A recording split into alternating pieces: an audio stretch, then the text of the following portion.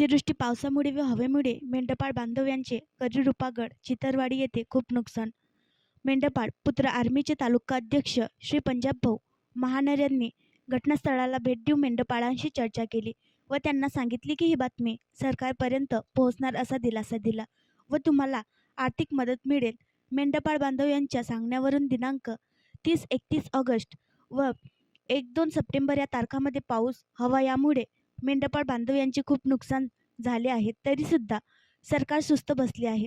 यामध्ये त्यांनी पाल दिलेले तंबू हवा पाण्यामुळे पडले, काही मेंढ्या मृत्युमुखी पडल्या आहेत. यात मेंढपाळ अशा परिस्थितीत कुठे जाणार, कोणाला हाक मारणार, काय करणार व त्यात इरक्या भयंकर आजाराने त्रस्त आहेत.